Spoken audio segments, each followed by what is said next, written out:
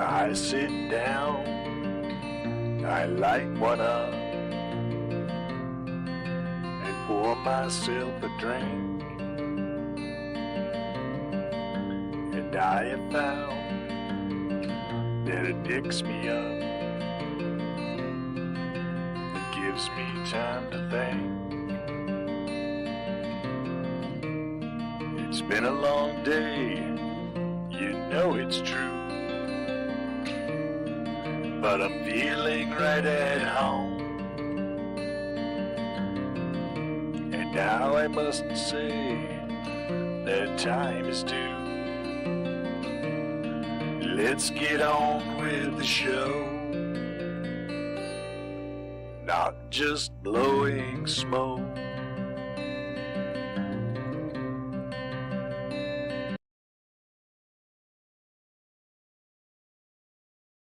All right, hello everybody, and welcome to Not Just Blowing Smoke, coming at you live from Twin Smoke Shop Studio headquarters here in Londonderry, New Hampshire, right in the 724 Lounge. Be sure to hit that subscribe button if you're watching us on Facebook or YouTube. If you're listening after the fact on Podbean, iHeartRadio, Pandora, Spotify, iTunes, Google, or wherever else you might have gotten this podcast, make sure you hit that subscribe button so that you don't ever miss a thing. I am Pastor Padron. I'm your host for the show, and I'm here with my co-hosts, Pat and Dave. We have Debris from the 724 Lounge with us tonight. And for tonight's cigar, we are smoking this wonderful piggy-looking thing. It is from Foundation Cigar Company. It's the Gueguense Mocha Raton. And there's some stuff I got from their website on the cigar. Let me read that to you. For 500 years, Nicaragua has served as a crossroads of cultures ever since the indigenous inhabitants mocked arriving Spanish conquistadors in a colorful costume satirical masterpiece called Gueguense. Through this, Gueguense celebrates the rich history of Nicaragua. Beneath the leaf, you will find a Nicaraguan puro that showcases what Nick has learned over a lifelong career in tobacco. The brand represents the cultural wealth and history of Nicaragua and quality of its tobacco. The Gueguense core line is made with a Corojo wrapper and binder and all Nicaraguan filler, and it's a medium-bodied cigar. The Mocha Raton, is kind of a reblending of that cigar and a reimagining of that blend. It is a Corojo wrapper, a Mexican San Andreas binder, and Nicaraguan filler. And there's more Ligero in this than there is in the regular core line Gueguense. It is a figurado. It's 4 3/4 by 60 at its fattest part. And Pat, what are we going to be drinking with this tonight? What's our pairing? Good old Irish coffee, the traditional way, meaning just 2 ounces of Irish whiskey and no cream liqueur. Oh, that is so good.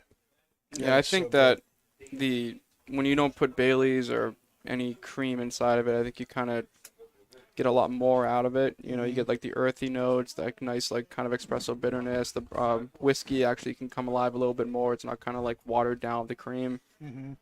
And then with this cigar, it's really creamy to me. So you kind of get your cream from the cigar for the coffee. Mm-hmm. Did we do standard Jameson For your mic, it's useful if the mic's actually pulled down. Did we do standard Jameson for this Irish coffee? Yep, just full-line JMO. So it's going to take a few minutes to get into the cigar, and it's going to open up a lot because it's got that little nipple at the foot of the cigar. But what are we picking up so far? Are you able to taste anything, Pat? Pat's got a little wee cold tonight, so he's all worried that he's not going to be able to say anything. But I told him that he always has something to say. Yeah, so I mean, the retro is kind of tough to do just because it irritates my throat. But, you know, right off the bat, like I kind of mentioned earlier with the pairing, you get that really kind of creaminess right up front. And then it's followed by like a nice cedar note there's a lot of pepper. Like if you retro this cigar, it's gonna clear your nose. Like it's clearing mine up right now. It's kind of a mix too. It's like on the retro itself, it's kind of like a Cajun pepper, like kind of like an earthy kind of red pepper, and then like on the finish, you get kind of like a refined kind of white pepper that kind of lingers on the back of the throat, and then you kind of get like a. Come back to me. There's something else there too. I just gotta. It's got a really Work nice through it. creamy finish that I really like. Yeah, know, it's it's like got a that creamy sweet- cedar. Creamy, cedary finish, yeah. Bree, what about you? What are you picking up? You're looking all like your eyes are going everywhere. Yeah, I'm kind of pensive with this one.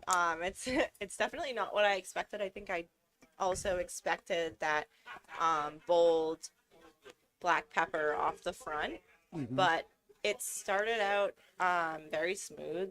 I'm also getting that creaminess, but now as I'm getting like 5 or 6 puffs in, there is like a light pepper that is slowly building, and it's I think I kind of like that. I'm used to getting that initial rush of spice right off the bat, Right. but this is a very buildable cigar. So far the Yeah. experience is it started out mild.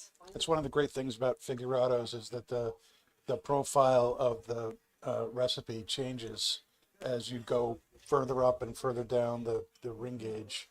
And there is kind of like a espresso bitterness to it as well. I think that's kind of. I thought it was kind of like a clove, but it's kind of like this kind of neutral kind of flavor. But it's Yeah, no, definitely it's like not- an espresso. Yeah, more of an espresso than a clove kind of spice. And random question too, because I'm noticing the band says Mocha Raton. Is it is it supposed to be Mocha Raton? Is that kind of like a play on words there, or No, Mako Raton. okay, so it is Mocha. Mako. Yeah. At least Yeah. that's how. Because I know It's Mocha is a like- different name for wise man as far as the story goes. So there's the Gueguense, and then there's the Mako Raton, which are like the same person but described differently in the story. Yeah. I'd like to hear the story. No, it's very interesting. And this is also the wrapper is the Corojo 99, Yes. right? And the wise man, it's the San Andreas, because they're reversed. Isn't it? Correct. Yep. I thought that different in taste. What are you picking up, Dave? A lot of pepper, in that creamy cedar, and espresso. That's pretty much what I got right now. Yeah, I think it goes fantastic with the Irish coffee. I think the coffee's I'm waiting until it opens up to do the coffee. really doing well with the San Andreas binder, which has those kind of coffee cocoa notes in there. And the Jameson just kind of, I think, ramps up the spice on the cigar. I think it helps increase the pepper, especially in the retro ale. The Corojo 99 comes from Aganosa, right? I believe it does. Yes, the cigar was it's all totally the made in tobacco. Aganoisa factory. Mm. It used to be called something else, I forget, but now it's called the Aganoisa factory. Right. Yeah. So one of the things that I think is really interesting here is you've got both this and the Wise Man, which is the Maduro version of this, with, we've already said it's a Maduro San Andreas on top instead of the Corojo wrapper here. And I honestly think that this, what you would call the natural version of the cigar, is the stronger of the Stronger one, two. yeah. I think it's the stronger of the two. And, I think that, when you think Maduro, you think that you're going to get a stronger cigar. And I think this is a great example that that's not always the case. Case, yep. You know what I mean? There's a couple of cigars like that. Not many though, but there's a couple. Like, The La Flor Dominicana Diggers. I think the Maduro is the lighter of the two. As I far think as strength as far goes. as strength goes, I think Yeah. that Maduro wrapper really tones down the double Lajero, and the natural wrapper just kind of like lets it live free. what do you think of that, Pat? Yeah, I mean, I kind of give this lecture pretty often in the humidor. Excuse me. there's a huge misconception with like the darker the cigar is, the heavier it's going to be, the more nicotine there's going to be, the stronger it's going to be.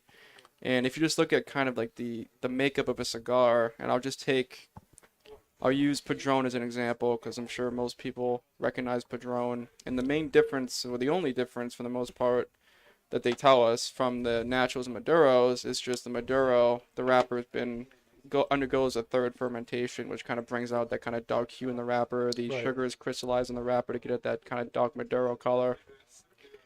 And that itself doesn't make the cigar stronger. It makes it a lot more richer. So you get like those kind of darker notes. Like that's where the Right. cocoa comes in. That's where that sweetness comes in. Well, as far as sometimes leather. as far as strength goes too, the Maduro process takes away the nicotine. It doesn't amp it up. Yeah, if Right. anything, Yeah. it refines it more. Yeah. So I think commonly what happens would be when you have like a richer wrapper and like kind of like that darker hue, you can kind of put stronger filler tobacco in the cigar because now the body of it that's increased from that Maduro wrapper can kind of combat those stronger fillers. So again, they don't tell us every specific leaf that's used in the Mocha Raton here, but I would assume, unless Dan knows more than I do, that they probably put more Lajero in this because I don't know, because it's clearly stronger than the put- other traditional What I'm lines told of it. is that they put more Lajero in it to compensate for the larger ring gauge. Since Yeah. it gets to a 60, they felt like it needed to really be ramped up so that you can support the kind of odd shape that this is. And what's really interesting to me is the core line Eloense, I think is good. I think it's a good cigar. But the ramped up version of this, I love. I wish that they would ramp up. I almost think that the core line Eloense is just a little too tame. You know what I mean? It doesn't. This stands out among other cigars of similar blends, whereas the Eloense is a solid cigar. But I have it. I'll enjoy it, but I don't necessarily think about going back to it. Whereas this is the fourth or fifth one of this I've had, and it's those same profile, it's those same flavors, but that extra ramping up. And here's another example too of normally, my thought is the smaller the ring gauge, the more I'm probably going to like the flavors because everything's intensified. There are several exceptions to that, of which this is the one. The Espaso of the Monte Cristo 1935 anniversary cigar. There's another example, I think, of the larger ring gauge actually improves your understanding of the blend of the cigar. My favorite Vengeance from Christoph is the Perfecto, Perfecto, yep. which gets to be like a 60 in the center too. So there are examples of cigars where that larger ring gauge actually helps you appreciate the tobacco a little bit more than the smaller ring gauges. And to kind of drive my point home too with that misconception is, Aganorsa, the Lunatics. We had an event a year ago, and like the binder and filler and the Lunatics are the same. Right. So what they did is they gave us fumas of the Criollo 98 that's in the filler, and then the binder as well. And I remember I was smoking through the fumas, and I retrohaled the Criollo 98, and it completely blew my nose up. It was really strong. But again, when you smoke a Lunatic, it has that really like full-bodied spice and like that like kind of like a little bit of vitamin N in there. It's more than your typical cigar. And again, that filler tobacco is what causes that oomph to it. It's not that dark wrapper, it's that filler tobacco. Yeah, and I think, kind of, rounding out the conversation here, Maduro just means ripe. Okay? Just like, when you got your bananas at home and you let them sit and they get the black spots on them, and when you got some, but not too many, the banana's getting really sweet on the inside. And it's the same with the tobacco. And when the leaf gets dark like that, it means a lot of the leaf has converted over to sugar, and that's what the dark is that you're seeing on the cigar. And like Dave pointed out, that process cuts down on the nicotine. So just because a cigar has a dark wrapper on it doesn't mean it's going to be super strong. The wrapper tends to give the most it's the largest portion of the flavor you get from a cigar, maybe 60, sometimes 70% of the total flavor profile you get is from the wrapper. But the strength of the cigar, i.e. how much nicotine is in there, that comes from what's inside the cigar more than the wrapper itself. So it's more the how has this cigar kind of been spiced, where the strength comes from. Right. Whereas the body and intensity of the flavor comes from the wrapper. That's the difference between strength and body. So when somebody asks for a mild cigar, typically, what we kind of have to clarify, what are they talking? Are they talking mild in flavor, or are they talking mild in strength? Because, they're not necessarily, you can get a mild cigar, a mild to medium cigar that has some real strength to it. Opus is one of those things where, there tends to be a lot of nicotine in those, especially the smaller cigars. I was a couple of weeks ago, I think I shared about having an Opus number 4, and it nearly knocked me on my butt. And it was this little Corona cigar, but I can have this real big, black, heavy, full body tasting, Vengeance Perfecto, and I can smoke back to back to back to back to back to back and not have anything happen to me. Yep. There's kind of a lot of crossover when you look at like different spirits too, because you think of you look at even tequila, you look at like an añejo, and everyone assumes, oh, that's a darker tequila, it must be more potent, but really it's more refined because of that aging.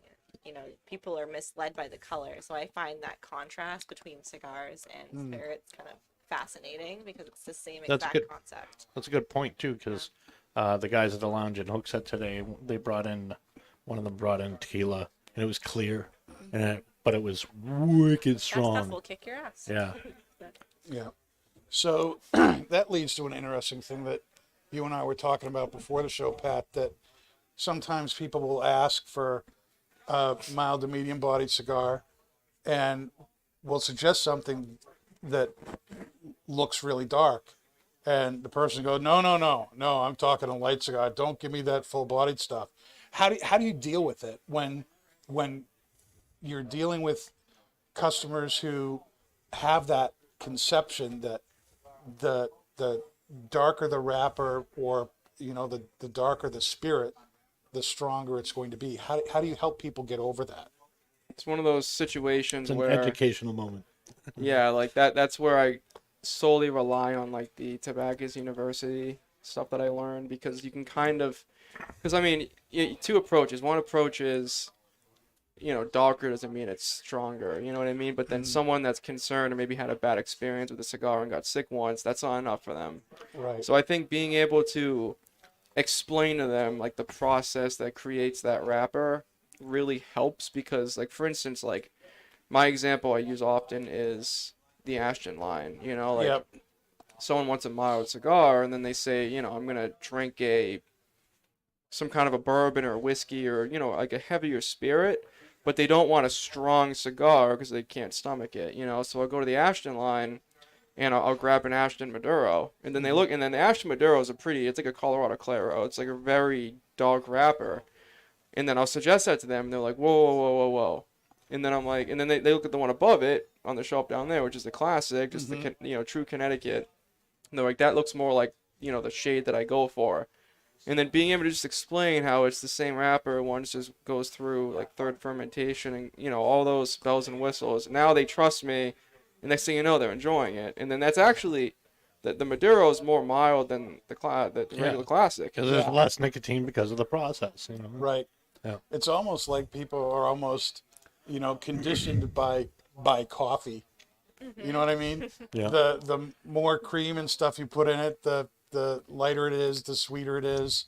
the less bitter it is, the less cream that's in there, the more, intense the flavors are going to be. And, I remember, when I started drinking coffee, I couldn't imagine ever drinking it black, and the first coffee I ever had was a white chocolate mocha from Starbucks, My favorite. and I got addicted to those things. And the guy I was working at a cigar shop at the time, and one of my coworkers had a part-time job as a manager at Starbucks. So he would bring me a coffee when he came into work. He got me hooked on these things. And then when I was living in New Jersey at the time, my family's up here in Massachusetts, I'd go home and, oh, look, there's a Starbucks over there off the highway. So I'd go and then realize it was the most expensive coffee that they make. He totally got me hooked. But then he started, weaning me off that. He'd bring me a mocha coffee. And then, and slowly he would, got to the point where I was drinking black. And now that I've gotten to that point, it's very hard for me to have. A white chocolate mocha is so sweet to me now, I can't really drink it.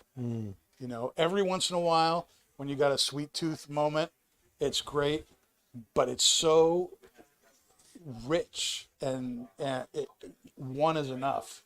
You know what I mean? That's kind of interesting too when you think about it. Like when you compare coffee to cigars to spirits, because when you look at it in every single process, it all comes down to the baseline. So, you can have a white chocolate mocha and you can have it with 3 extra espresso shots and it's going to kick your butt with caffeine just as much. But the only reason it's perceived as, sweet or light is because you add that extra step of putting in the cream and the sugar. But at the baseline, it's still like what it is. So you have your spirit. If you have a Blanco tequila, at the baseline, it is what it is. It just has had less additives to it. It's had less time to age. If you take a coffee, it's still straight espresso. It's just you're adding that cream. If you take a cigar, again, like Pat was saying, you have the binder, the filler, you have all those components, but then the color of the wrapper is more so, just the after effect. Plus, like light roast coffee has more caffeine than dark roast. It's like the same kind of thing. But I mean, back just to drive my original point home, I think a good kind of guideline if you're just, shopping online or something is darker could be stronger because, again, like that richer wrapper allows the blender to kind of play with more stronger tobaccos. But again, that's the benefit of going to a B&M with an educated tobacconist, because we know what richer cigars aren't going to have that like more heavy nicotine side. So we can get you on something that's going to be richer without knocking you down. So it just goes to the benefit of having an experienced tobacconist working with you, opposed to going on a wholesaler and basing it off of like those little paragraph summaries that they have, like, you know what I mean? Like very subjective summaries. The mild to strong graph that they have, Yeah. Yep. And one of the things I love about Twins is that, Kurt, the owner, really wants us to be educated tobacconists. He's not looking for people down there to just ring the register. He wants people who know the product, who understand how it's made, who understand how to care for it, and who really appreciate it, because then you can help people make really educated choices. Like Pat said,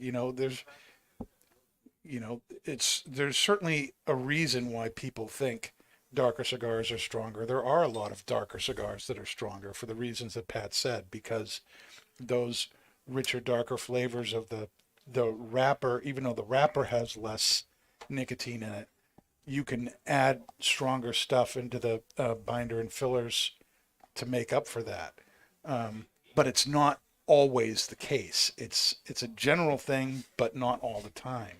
And so you need to be able to talk with people who can walk you through that and show you the examples that you don't necessarily have to have a Maduro that's going to kick your butt. The Ashton Maduro is a great example of what really is a mild to medium cigar, and has, a very almost jet black wrapper to it.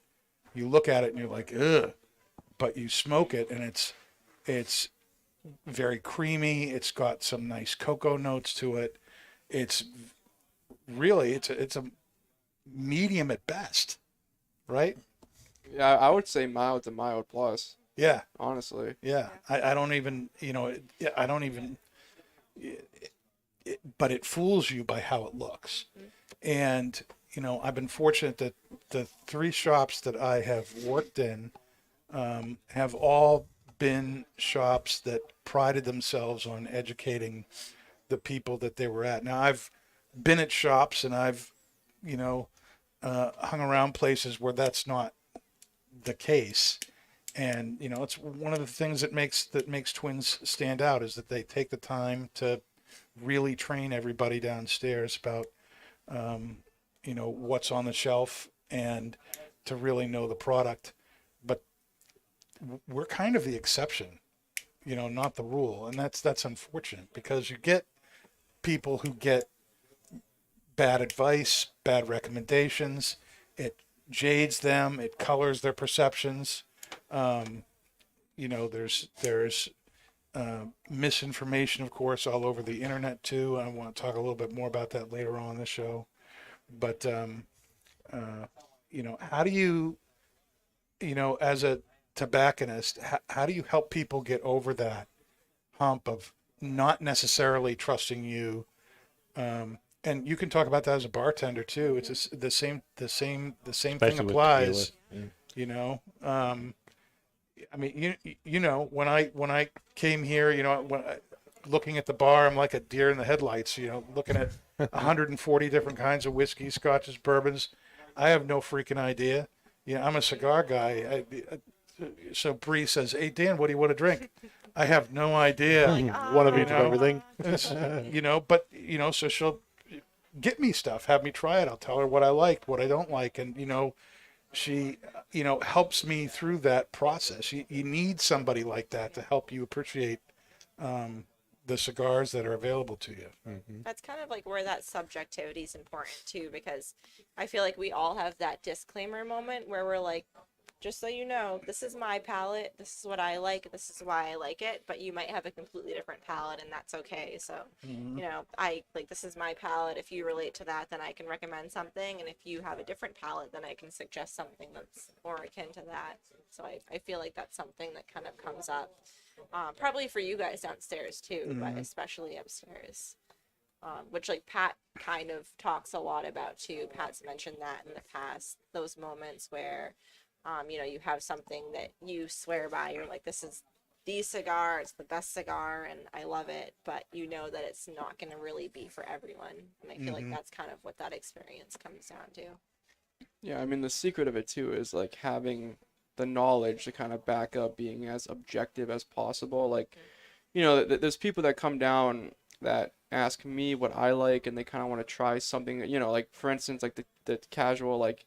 You walk in, oh, what are you smoking? Well, I'll go get one of those. Like, you didn't really have to sell it to them because I'm smoking it, so it must be good, right? Like, that's the thought process. But, there is times I get customers. Pat, that's probably true. But there is times where customers have come downstairs and it's, a new customer that I haven't worked with yet. And especially being young, like everyone else, like, someone like Dan's next to me, everyone thinks I'm like a baby, right?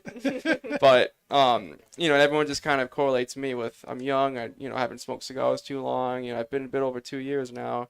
But since I've kind of researched on my own and I have the certifications I do, when I talk to someone like that, they'd be like, well, what do you like then, kid? It's like, well, I like this, and this. They're like, oh, I don't like that. And then I'm like, well, what do you like? And they'll give me their notes, and then I just make it as objective as possible. Based on what you told me, this cigar here has, like this component. It's a true Connecticut. It's going to be creamy. It has fillers from, you can just say like Honduras, so it has kind of a primarily earthy kind of terrier note to it. So you can kind of get as objective as possible, even though it's not like my specific tasting notes. Like each region of tobacco has a certain fundamental flavor profile. So you can just point them in different directions, and then because you're not being biased towards it, they kind of take your word for it because, clearly this kid knows what he's talking about if he's really good at lying, so I'll try it anyway. So. Have you ever, really had a trouble with people accepting your advice or recommendations because of your age? I've definitely had Yes, he's 21, people. 24. But I've had some scenarios where, someone will walk in and, I'm like, any help, sir? And they're like, nope. I'm like, all right. And then they'll walk around for like, 15 minutes and I reapproach them and I'm like, do you need help finding anything?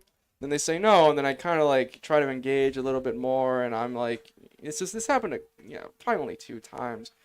And then I kind of see, a couple cigars that they have in their hand, and I see kind of what section they're going for, and I was kind of small talking. I'm like, oh, so you like Perdermal champagnes? And I'm like, that's a really good Ecuadorian Connecticut. He's like, what do you know about cigars? I'm like, and then at that point, I'm like, well, Oh, I just work here.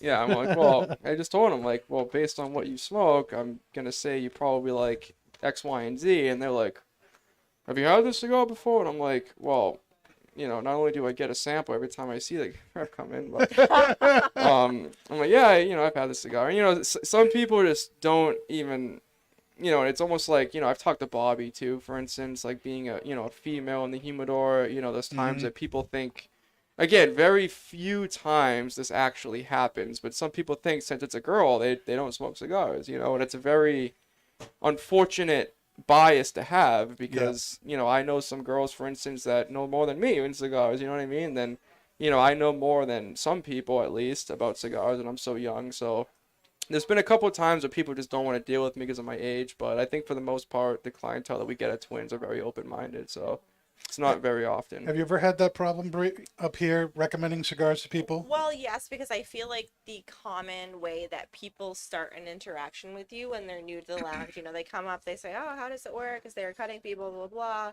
blah. You get them set up, and then they go, do you smoke cigars? Like, can you recommend something for me? And usually, like, in your head, you're kind of like, yeah, like, of course I smoke cigars, but then you're kind of not realizing that there are situations that they've probably been in where, they've maybe gone to a cigar bar and, I guess, like, depending on the place, sometimes it is more about, like, it just being a bar, you're upstairs, you're serving liquor, and, I think that that's something going back to kind of Kurt and, like, what he wants for here, where he wants everyone working here to kind of have some degree of knowledge, or even just like transparency on like what they enjoy and what their expertise is. But I do think that the more common connotation is that they come up and there's even been nights where I've worked with Pat, and this is even going back to before Pat really even got into fully immersed in the industry, and it would be like me or like one of the other girls working as like the lead bartender on the shift, and they would kind of just like look past you and go right to Pat and say, hey, can I get a cigar? And you're like, all right, I guess I'm chopped liver. But yeah, I definitely do think that's kind of a common assumption. But I do notice that a lot of the people that come here are more open-minded and comfortable to the point where they will ask you straight up. They'll just say, hey, do you smoke cigars? And then you say, yeah, this is what I normally smoke. Or you say, yep, I do. What do you smoke? And that kind of allows them to get into that conversation and that dialogue with you. And it's kind of just figuring out from there where to go. If their palate is more what I deem Pat's taste, I'll say, yeah, like that's not completely my palate, but I'm going to have Pat recommend something. Or if it is my palate or it's something I have expertise in, then I will guide them in the right direction. So I think people that come in here pretty quickly find out that it's very much an expectation to the staff to have knowledge in what we're selling. So Yeah. I'd say it's very scarcely that someone has such a weird kind of profile that they suggest to someone that works here that we can't get them on, whether it's upstairs or downstairs. Because, again, everything that's upstairs is selected to be up here because it's either a really, popular cigar, it's a higher end cigar, and it's going to be something that's, well pairing with what we serve up here. So, it's not just random stuff we have up here either. So, Right. all the girls up here are very capable of making a drink and then having some, like strains in the humidor to where they can suggest something up there too. It's very much an expectation that you're able to do that. It's not just, we have cigars up here, downstairs is closed, you can pick something out. Like, it's it's both ways, upstairs or downstairs. You can get on a good cigar. Yeah. Mm-hmm. Now that we're kind of through the first third of the cigar and we're into that center part and it's all opened up now, what are you guys getting? Has it changed at all? Are you getting the same kind of flavor notes? How are you liking it with the Irish coffee? I feel like with the coffee, the pepper is definitely toned down a lot. I'm definitely getting mostly like a earthy, cedary, creamy still. Maybe even a pinch of baking spice, but that's what I'm getting. Kind of a fascinating pairing to me, because I will say, like, just normally my personal preference, whatever, like, I'm not gonna overplay it. I like my white chocolate mocha. I like my flavored coffees. I like my pumpkin cream cold brew stuff. It's very rare that Cold I brew will, is so good. unless it's summertime, it's very rare that I will just like drink a black coffee. Right. Normally, if I do, it's iced. And so it's kind of interesting with this pairing because, you think of Jameson and it's a standard for most people, and it's not necessarily a harsh whiskey, but it still has like a little bit of bite to it. Yep. When you put it in this pairing, the cigar feels very subdued, and I didn't really expect to love this pairing just based on the fact that of how I normally enjoy my coffee. But I'm finding that the spice from the whiskey, even though when I first took a sip out of this cup, I didn't really taste any liquor at all. It didn't really have that. It just tasted like a strong black coffee. Yeah. But the cigar is actually like bringing out some of the sweetness from the whiskey, and it's making this pairing feel very mild. So I would still say it's like an early morning pairing. It kind of wakes you up a little bit, but it doesn't have a lot of like pepper. So in a way, it's creating like that mild creaminess. And I think that the bitterness from the coffee, when you take away the aspect of like cream, sugar, and you only take that natural sweetness from the oak and the whiskey, and you put it with the cigar, which has that like mild white pepper, it's actually making for a very complimentary and mild pairing, which I didn't expect. Again, judging a book off of its cover, you look at this and you think, okay, dark coffee, dark cigar. In the past, I think like the El Gueguense that I'd smoked before did have like a little bit more kick to it. Maybe we were drinking a bourbon with it too, so that brought out more of that spice. Sure. Yep. But this pairing is it's very subdued. And it's enjoyable. It's not like subdued in the sense where anything's getting canceled out. If anything, it's just bringing out more subtle notes. It's bringing out, like Dave said, that subtle. Bringing out cedar, more the sweetness, creaminess and the creaminess and the cedar in the cigar. Yeah. I'm still getting that white pepper, but Yes. it's not near as intense as it was at the beginning. And, I think, part of it too is, you not only have the spice of the Jameson in there that's kind of probably toning down some of the spice of the cigar at this point, but that coffee and the San Andreas, which has those coffee notes, just it goes real there. The flavors really complement each other. What about you, Pat? What are your thoughts on the pairing so far? So I can really echo what everyone said. What I'll add to it is that the cigar is definitely bringing out the Jameson in the coffee. And I'm just wondering, do we have the capacity yet of opening this up to the lounge, or of anyone that's tried the cigar? Dave? In my lounge? Yes. Earlier today. No, I mean like to the people here. Like if anyone got the cigar downstairs? I don't know if anybody did. I was a little busy setting up. Do you guys want to put a headset on and give your notes on what you experienced? No?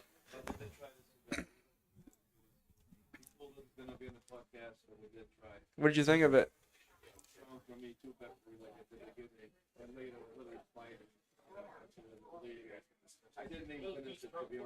A little too strong for you guys? Yeah, I mean it's Yeah, you don't think itself. you don't Yeah. think it's going to be a really strong cigar. It is. Yeah. Yep.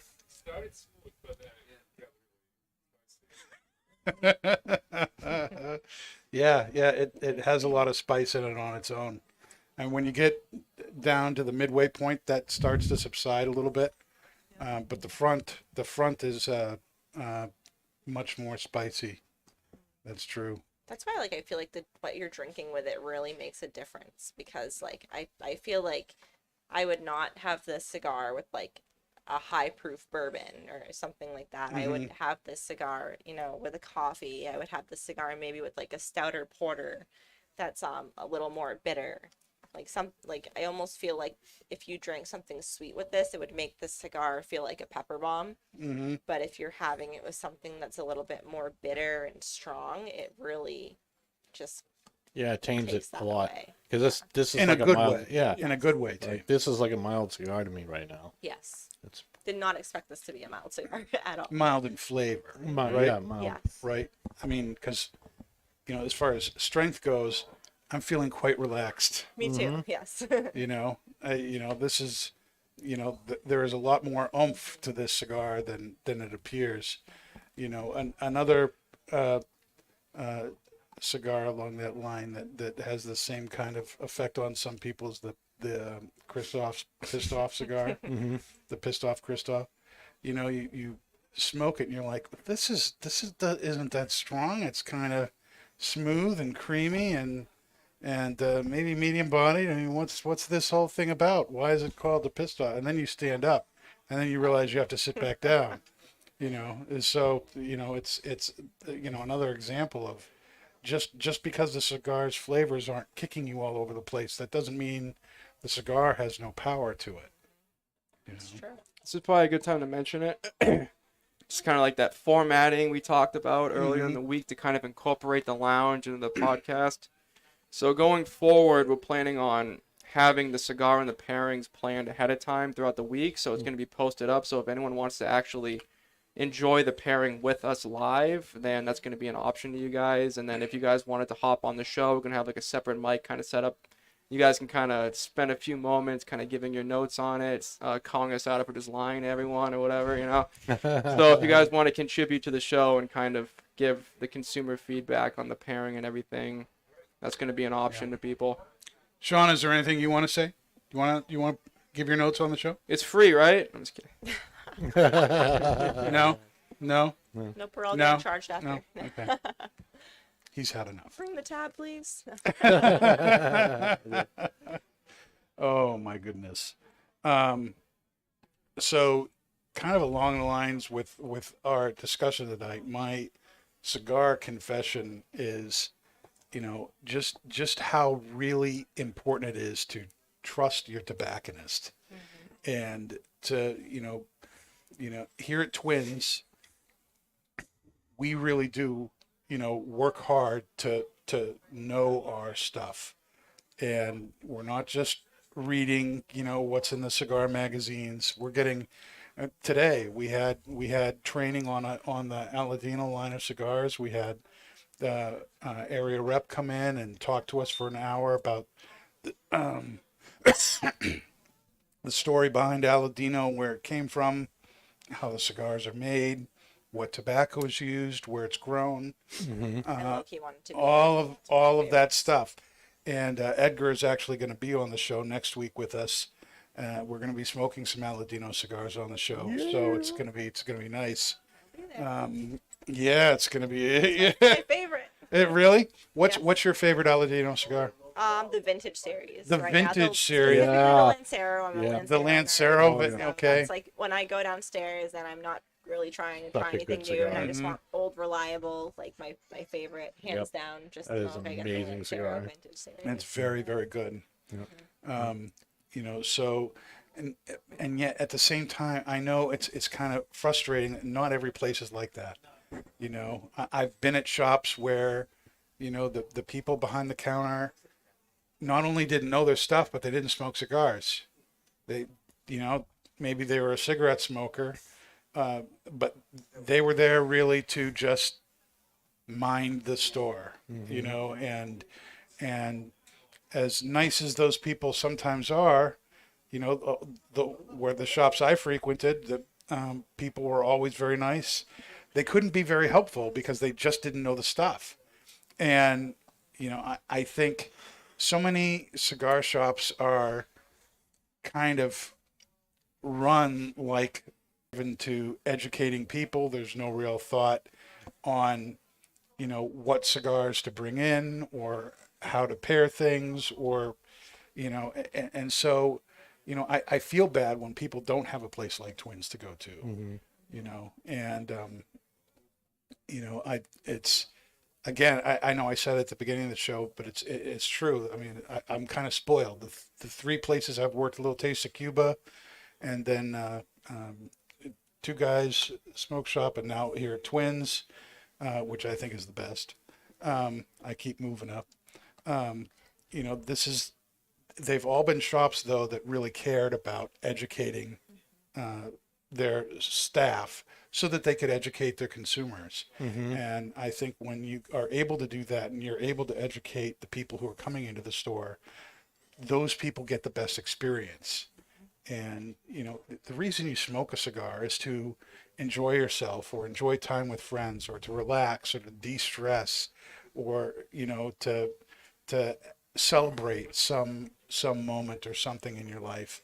And, if you're not getting the right cigar to go with that experience, you're missing out. And so, to me, I think my mantra is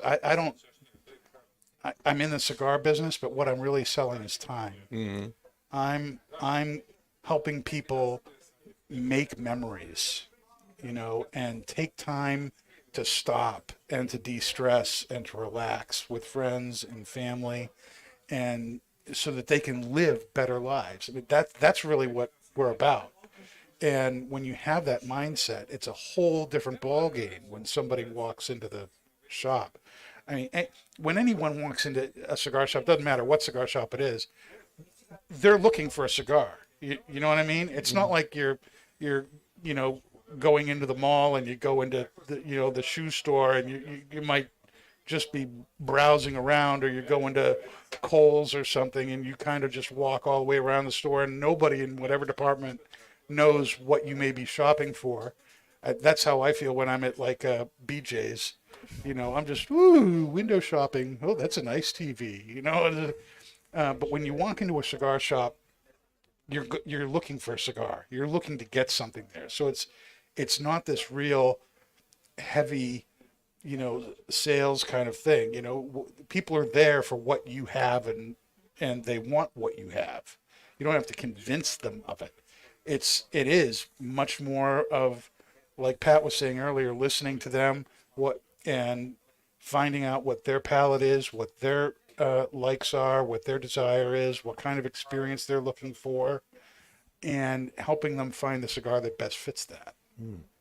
It's sort of like the differentiation between like a cigar shop versus like a cigar shop that has like a bar and or a lounge comes in, because I feel like having either like that space for people to smoke or even having a bar, like any level of that's what creates that sense of community and that sense of camaraderie and like communication, where you're able to really like sit down and just, I don't know, just elaborate on like any thoughts that you're having, or a cigar shop, and you're just there and you're picking it up as a thing of convenience and it's a sale and it's transactional.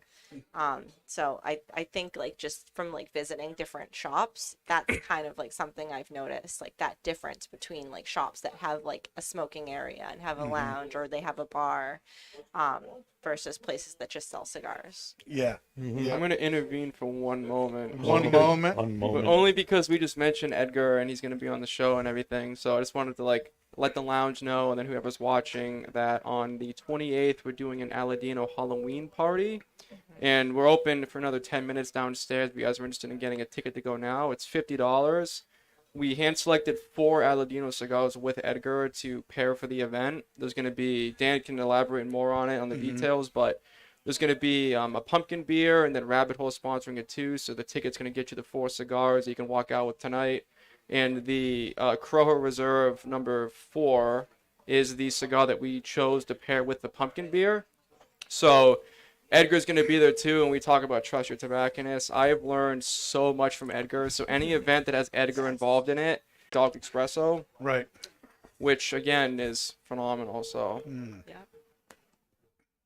I would agree with that. Honestly, I think I would put this into my queue of pairings that I would start my day with. And I know not everyone Really? is a fan of starting your day with some kind of liquored up coffee, but I really don't feel like this is that. I feel like this this pairing honestly has a lot of energy behind it.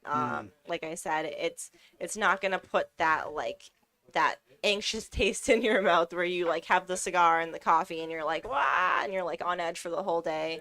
It's actually like everything dials in really nicely. Again, I think that like maybe like the Jameson kind of takes the edge off of the pairing, but the pairing itself still has a lot of that like flavor and that strength. But it's nothing that's gonna really like ruin your palate for the day. It's Right. nothing that's gonna like throw you off. I think it's just a really well-rounded pairing, and it's enjoyable at the end of the day. That's what it comes down to. You want to start your day with something that's enjoyable, that gives you like the extra little boost of energy that you need. And I'm speaking to also to that as a student. You know, I could see myself having this pairing, you know, like before a day of studying, before a day we're going to be sitting down at your computer and really having like crank stuff out.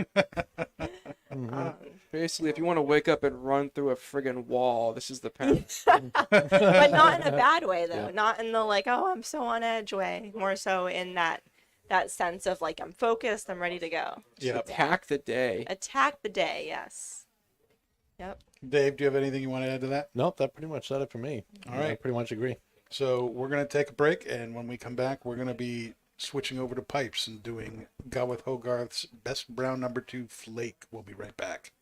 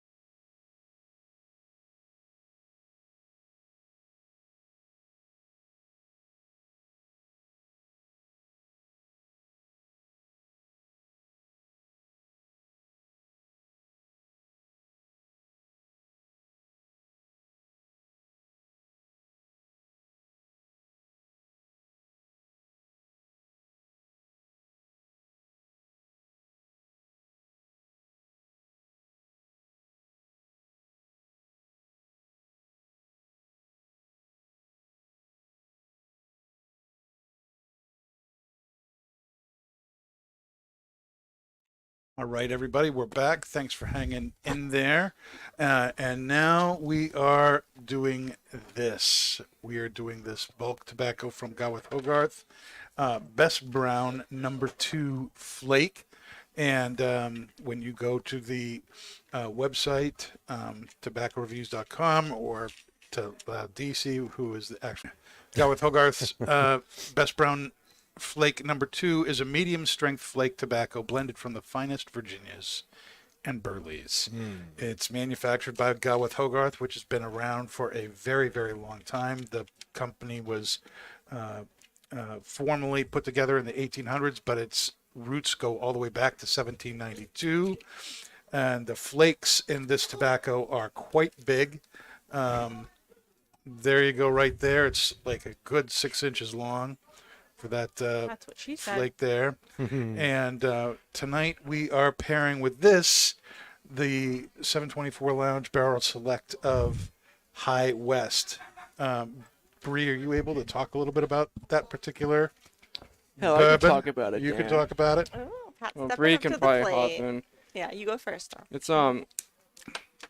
High West American Prairie bourbon, but the uniqueness about this one that's exclusive to the lounge is this one's finished in Copper and King's brandy casks, so it gives it like a very unique sweetness. Mm-hmm. It's very, very good, and I thought it would go great with this tobacco here. There is a kind of a light, sweet casing that they put into the flake as it's being pressed, but it's not so much a. At least they don't tell you like it's a flavor. They just said, like a sweet casing. It's very, very good. This tobacco is very, I think, Virginia forward. It's got that nice stewed fruit kind of sweetness. There's some hay notes in there too. This real nice finish sweetness, though, to the tobacco is very, very good. What are you picking up there, Bree, as you're lighting up? It's kind of funny. You were like narrating my entire experience lighting this this pipe tobacco up. I am getting like a lot of that mesquite flavor that I like. I definitely love like the smokier pipe tobaccos, but The I burley can also see that like sweetness behind it. the burley in here gives it some nuttiness, a little bit of earthiness, some almost like a cocoa kind of sweetness to it. I'm getting Not- like a weird like tart apricot on like the front end of the palate. Like a citrus, yeah. Yeah. That may be a little sign of the toppings they put on there. I'm not sure. What about you, Dave? What are you picking up? I'm getting a little bit of a citrus zing, like an orange peel. Some rich, dried fruit, and then the little earth and leather probably from like the burley. And it's also very creamy on the palate. And the aroma is awesome. It's Yeah, just the room good. note of this tobacco is amazing. Solid tobacco flavor, but everybody in the room is going to really appreciate as well. Yeah. This is definitely one of those things. I think the coolest thing whenever we smoke, Gawith and Hoggarth product, I get excited because the amount of care that they've been putting into making it, is getting close to 300 years. And they've been the only thing that's changed with when they press their tobacco, the only thing that's changed with their machines since 1790 that it said on the website was they switched from coal to gas. Yeah. That's it. So the same machine, same everything. It's just they're a little bit more green, like how they do it. And it's just like crazy, What about you, Pat? What are you thinking? So I'm getting like that citrusy note to me is kind of like a lemon citrus, and I'm getting like that. So we've had apricot, we've had orange, and we've had lemon. Yeah, Yeah. Mostly but all citrus. a very complex citrus about that. But and then I'm getting that nuttiness, but the sweetness I'm getting to me is like it reminds me of, like, do you know like in the holidays like those little, if you like those. I'm trying to think of how to explain it. Like We're gonna talk about some weird No. obscure candy Like now. me. no, I think I think everyone's gonna get what I'm saying when I can figure out how to say it. Do you like those like gift boxes you can send people that have like the different? They have like the sausages, the cheese, the nuts, the Yes. chocolate. Yeah. Do you know like sometimes they have like those cashews that have like that kind of like sugary coating on them? Yeah. Yeah. Like honey That's roasted. like that's what it is. It's like that Sugar like coated cashew. like yeah, like a sugar coated roasted cashew. That's the kind of sweetness I'm getting out of it. I could see that. You can see that, Bree? Can you see it or can you taste it? I can taste it. I- Well, it's interesting because like I don't have you know, cashews in my hand. when you like really get the smoke just on the tip of your tongue, like that's like all you get. It's like that light citrus tart like sweetness. Like you get like the pipe tobacco underneath it, but it's coated like so heavily with that like extra like bit of flavor. I concur. I have to tell you, I'm liking this pairing. Yeah, I was gonna I mention. haven't even touched the pairing. I was gonna yet. I'm mention still, too. enjoying I didn't know the if it was smoke gonna way be too much. like early on with the pairing, but I think it's like very close to a perfect pairing. I think that there's a little bit of heat to the high west that takes away from the pipe tobacco, but if you take a sip from the bourbon, and you let it sit for like 15-20 seconds so that heat kind of resolves a little bit, it's like a perfect complementary pairing to me. I agree with that. Yeah, I thought about having it served with a ball of ice. No, But don't that, do that to this high west. I this, will say this I'm high a west, firm you advocate on kind of that. want it this way. So Yes. I think doing what Pat said, taking a sip, letting it sit for a little bit, and then going, oh my gosh, the flavors just really are perfect together. Yeah, this high west, in my experience with like selling it behind the bar, I will say I never recommend it. This particular spirit with ice, I feel like the ice really like takes away a lot of that like subdued sweetness.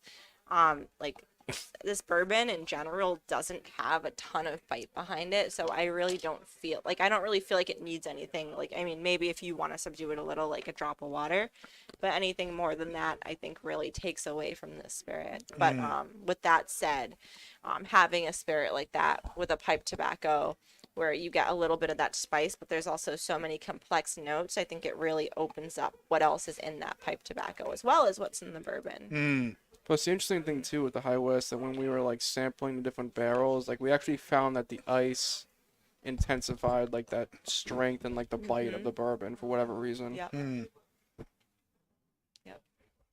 Yep. I Which, think like, that sometimes that happens because it brings out more of that oak note and completely strips all of the additional flavor that you get from the bourbon. Yeah, I mean it's what's the proof? Is it like 96 or it's over 100? No, I think it's like lower. I think it is 96. Because I know like there is some heat to it, but I think like that really thick malty kind of sweetness to it from the Copper and King's cask kind of combats that heat. So I think when you put ice inside of it, it kind of dilutes that sweetness and it kind of brings more of that bite out that's there. Yeah, I think the that we're picking up in the tobacco plays so well with the sweetness in the bourbon, which then kind of brings out more sweetness in the tobacco and brings out a lot of those nutty kind of cashew flavors that you were talking about, Pat,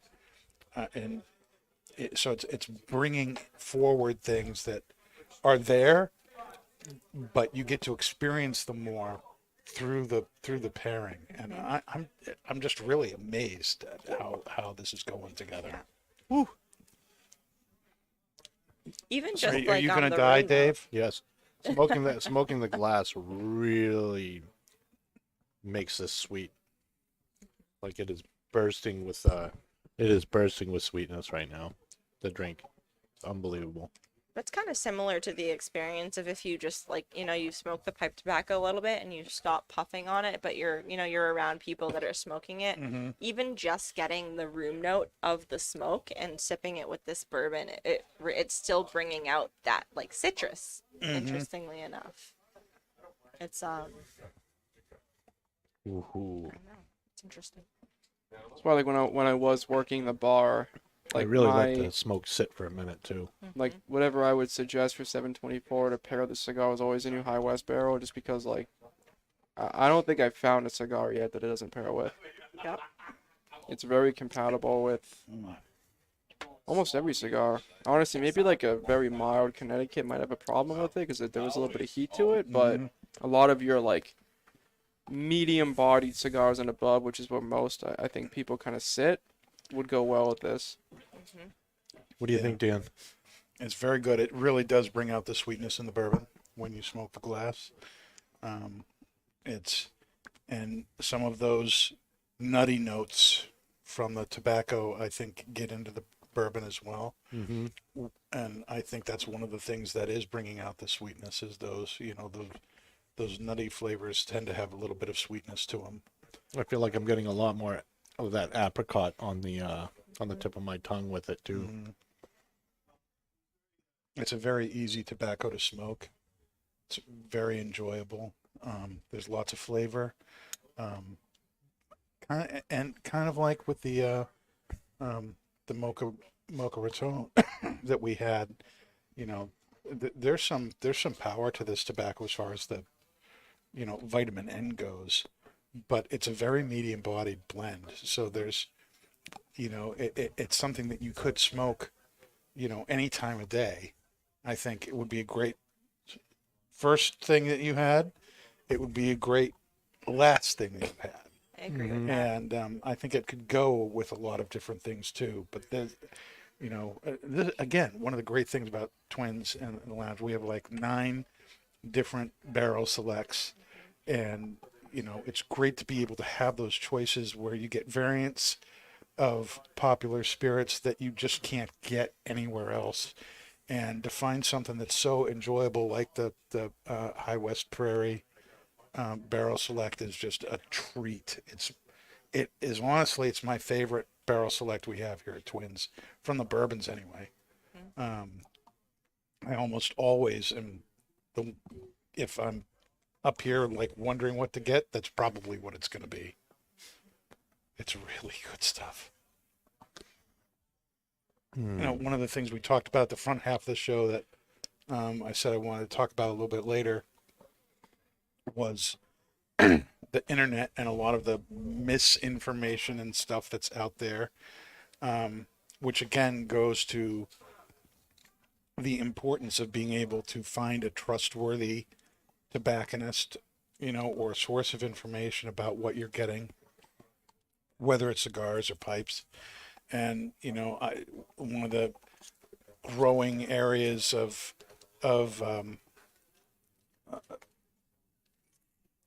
interest for cigars is now happening on like TikTok, for instance.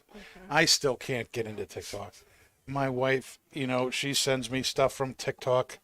My girls are on it all the time. They're constantly, looking at things, finding things, laughing at things, and they find stuff that I think is really funny and stuff. I know there's stuff on there that's good, but when I started looking with a friend of mine about cigar-related stuff, I was horrified at some of the things that were shown on there.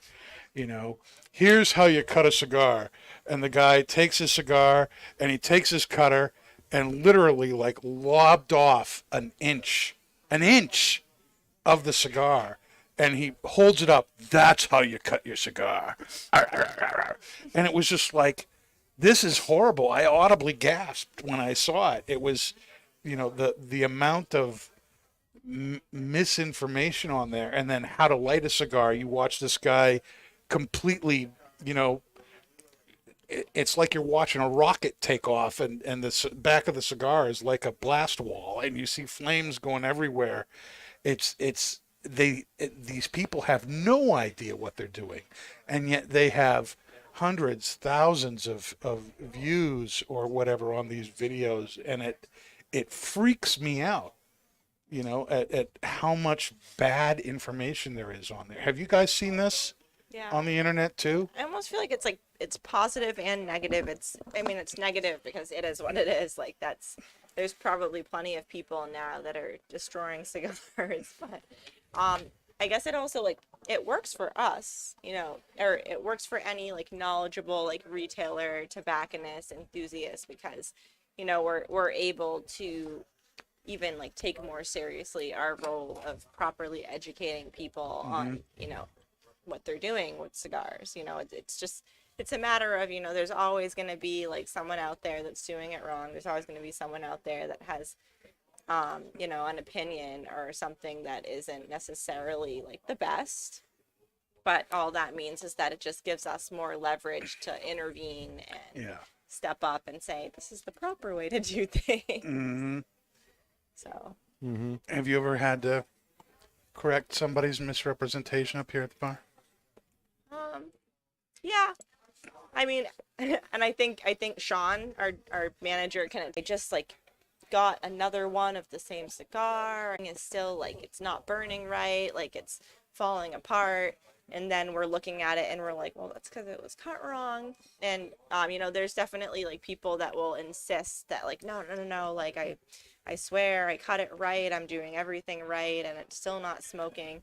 And it's kind of like our job to intervene and say, here, here's a new one, this is how you cut it. If something's going wrong after that, then yes, it's an issue on our end. It's an issue with the product. It's an issue with the cigar itself and the construction.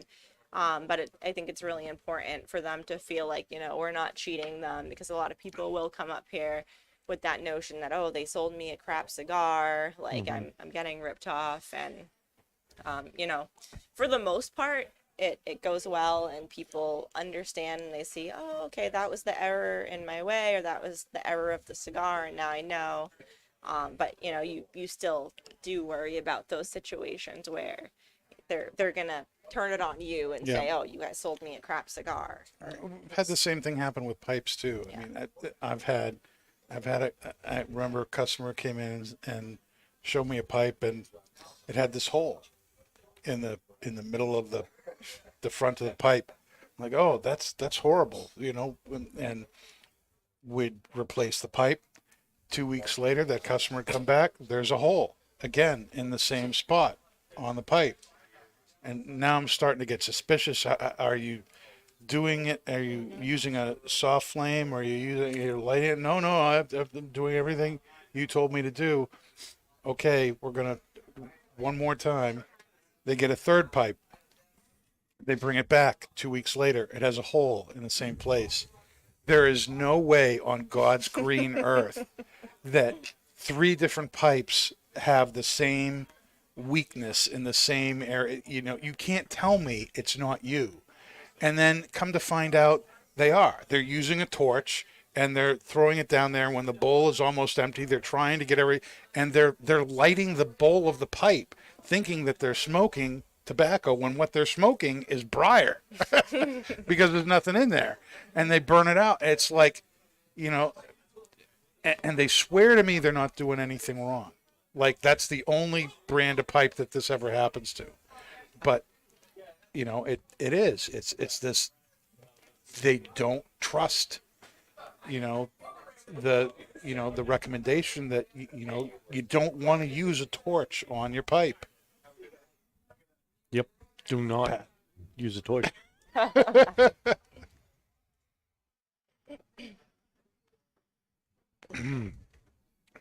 So we're getting near the end of the show here. What's the verdict here on the Gawith Hoggarth Best Brown number 2? I love how rich it is. I love the tangle between the pairing. The drink brings out like that apricotiness, but it doesn't like really take away from anything else. The tobacco doesn't really affect the drink that much at all. You're still being able to enjoy both for what they are, but they're complementing each other very well. This is definitely my favorite pairing of the night. Absolutely. Bree? So between the 2 pairings, like I mean, I'm gonna say like it's like apples to oranges. Like the first pairing is a completely different animal. It's start your day with that. This pairing is very versatile. I feel like it's something you can enjoy at any point in time. It's kind of interesting because at first it started where the bourbon and the pipe tobacco weren't necessarily like canceling each other out in any way. You get to that midpoint and you get that building of spice, and for a minute you're kind of like, oh, okay, now the bourbon is toning down like the spice and tobacco, but that's like a very, very brief moment, and now it's mellowed out to the point where the pipe tobacco and the bourbon are just playing off each other so nicely. You know, you're really getting that sweetness. You're really getting that like array of complex flavors. It's alternating between that initial first hit on the tip of your tongue with that citrus sweetness we were talking about, and progressing through the mesquite, and then eventually like mellowing out to something that's just like slightly spicy, sweet, and smooth at the same time. So every, you know, it's one of those pairings where you can easily like puff, sip, Just get and- lost in it. yeah, it's not like you need to like sip, puff, or puff, sip. Yep. It's very like even. What were your thoughts, Pat? I enjoyed it. I think that the High West definitely brought out a lot of notes. Yeah, it had like that unique kind of toasted cashew, sweet kind of flavor profile to it. I also enjoy that it's a Gawith Hoggarth. You can actually like it. It's not too moist out of the tin, so I enjoyed it. Yeah, Well- no relight issues, that's for sure. No, this was a great pairing. I loved it.